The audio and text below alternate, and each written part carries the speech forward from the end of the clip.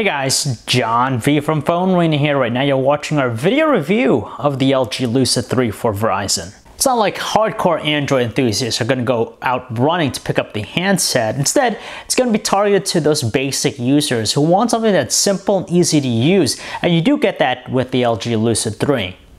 Of course, the design isn't as memorable as some of the recent flagship devices from LG's camp. That's partly attributed to the inferior choice of materials they decided to go with this time. It's a plastic body that scratches easily and is prone to smudging. Well, at least it's pretty comfortable to hold in the hands, not as immense as some of today's flagship smartphones, so it's more form-fitting and easier in the pockets. With its form-fitting nature, LG has somehow managed to include a 4.7-inch QHD display which has a resolution of 960 by 540 pixels. We know what you're thinking, it's nothing worth gloating about, but it's still effective enough to make out most details, though when you're in a zoomed out view, it can look rather garbled. However, this IPS LCD display lacks the richness to attract our eyes. Instead, we have a pretty bland panel, colors seem washed out, it has some poor viewing angles, and outdoor conditions, its brightness output's not the most potent, so it's rather difficult to view. Around its trim, we have a micro USB port, the microphone. On the left side, you have a volume control. Up top, the 3.5mm headset jack and noise cancellation microphone. And finally, on the right, we just have a power button. And finally, in the rear, we have a 5-megapixel autofocus camera with an LED flash. It could shoot 1080p videos. And around the front, we have a VGA camera.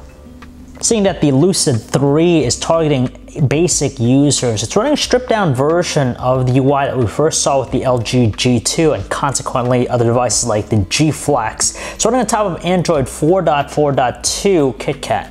We're not going to go into detail about every feature with the experience, but we're just going to show you some of the main ones here. For example, it has the same knock-on feature that we saw before. So basically tap anywhere that has dead space and you can actually turn on or turn off the display. There's a one-handed operation feature which is reserved for things like the dial pad and the keyboard. And the nice thing about it is that we're able to encompass the entire layout with one hand. Another very useful feature is guest mode. So if you're going to be handing your phone to friends or people you don't want, prying through your stuff, you could allow them to use guest mode. So it gives them access to a few certain applications.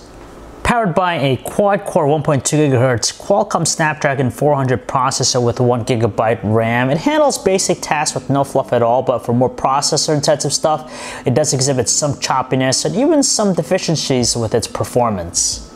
Luckily though, there aren't too many compromises with the web browsing experience just because you have 4G LTE connectivity for fast page loads, and for the most part, it has a responsive performance.